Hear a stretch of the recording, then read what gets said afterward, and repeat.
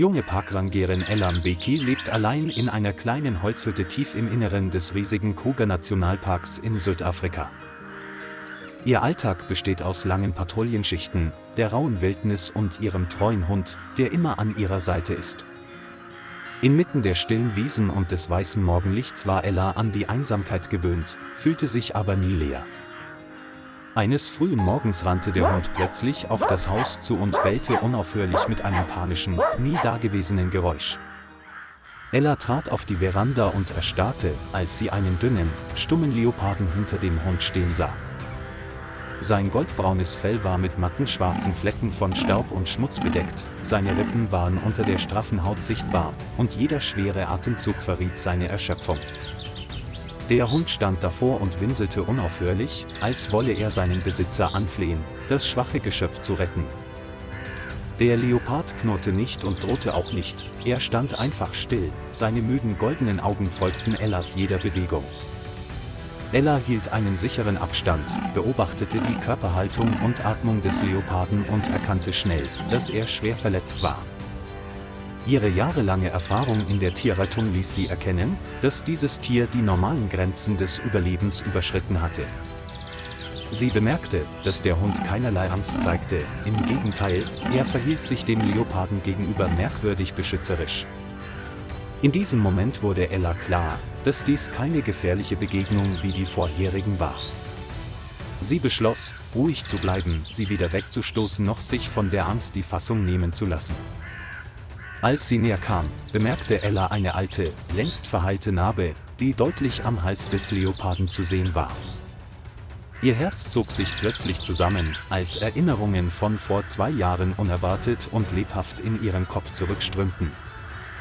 Es handelte sich um ein verwaistes Leopardenjunges, das sie im Rettungszentrum des Kruger-Nationalparks betreut und gerettet hatte.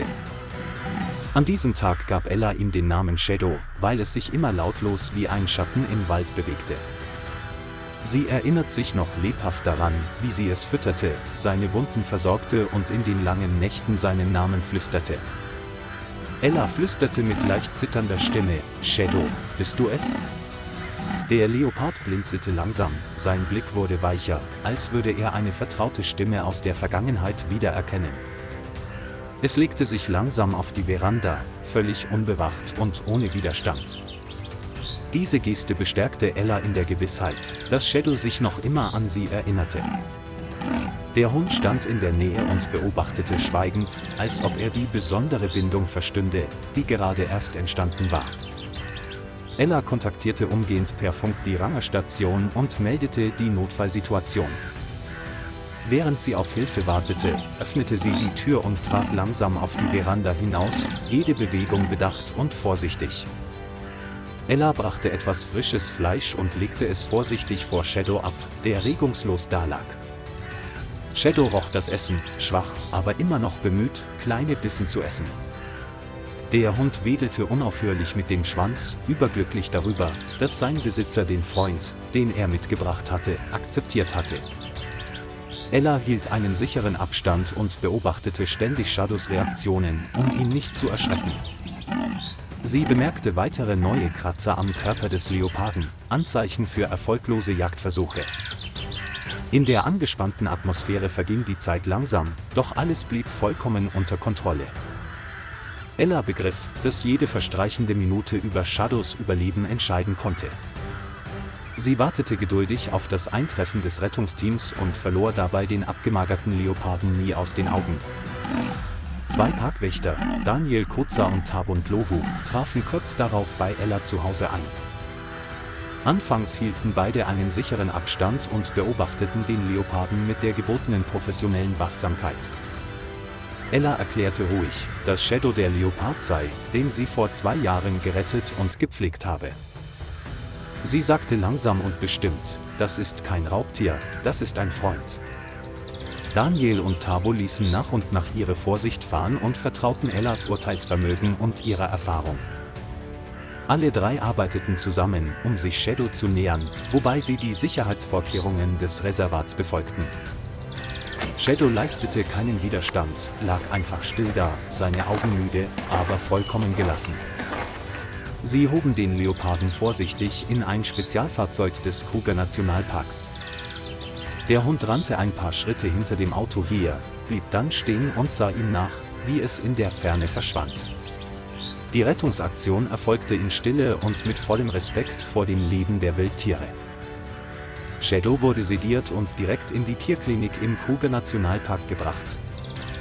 Das Ärzteteam führte unter Notfallbedingungen umgehend eine allgemeine Untersuchung durch.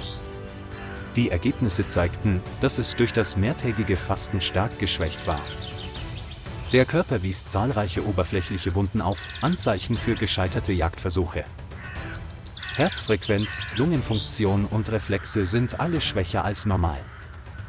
Die Ärzte verabreichten sofort intravenöse Flüssigkeit und injizierten Medikamente, um die Genesung zu fördern. Ella stand draußen und beobachtete schweigend jeden Schritt der Behandlung mit unverhohlener Sorge. Sie verstand, dass Shadow einen langen Kampf geführt hatte, um wieder in Sicherheit zu gelangen. Nachdem Shadow sich eingelebt hatte, wurde er in ein halbwildes Gehege verlegt. Die Rettungsaktion ist beendet, aber der Weg zur Genesung hat gerade erst begonnen. Am späten Nachmittag erlangte Shadow in der vertrauten, halbwilden Umgebung allmählich wieder das Bewusstsein. Es fing wieder an zu fressen, langsam, aber mit jedem Tag regelmäßiger. Der abgemagerte Körper erlangte allmählich seine Vitalität zurück, und die goldenen Augen waren nicht länger trüb. Ella beobachtet gewöhnlich aus der Ferne und beschränkt den Kontakt, um Shadows wilde Instinkte zu bewahren. Der Hund lag am Zaun und beobachtete schweigend seinen alten Freund. Nach einigen Tagen war Shadow in seinen Bewegungen agiler und kraftvoller geworden. Die Ärzte bestätigen, dass der Genesungsprozess sehr gut verläuft. Ella konnte endlich aufatmen. Einen Monat später war Shadow wieder völlig gesund und hatte seine durchtrainierte Figur zurückerlangt. Ella, Daniel und Thabo arbeiten zusammen, um die Rückkehr des Tieres in seinen natürlichen Lebensraum zu planen. Das Auto hielt in der vertrauten Graslandschaft des Kruger Nationalparks. Die Tür öffnete sich, und Shadow betrat langsam den roten Boden. Er drehte den Kopf und blickte Ella einen Moment lang an, seine Augen waren ruhig, aber voller Tiefe. Ella rief leise seinen Namen ein letztes Mal, zum endgültigen Abschied. Der Schatten tauchte in die Wiese ein und vereinte sich wieder mit der Weite der Natur. Das Wiedersehen verlief in völliger Freiheit. Ella stand neben dem Hund, eine sanfte Brise wehte über die goldene Wiese unter dem weißen Sonnenlicht. Sie verstand, dass es Bindungen gibt, die sowohl Zeit als auch Wildnis überdauern. Und nicht jede Begegnung ist ein Zufall.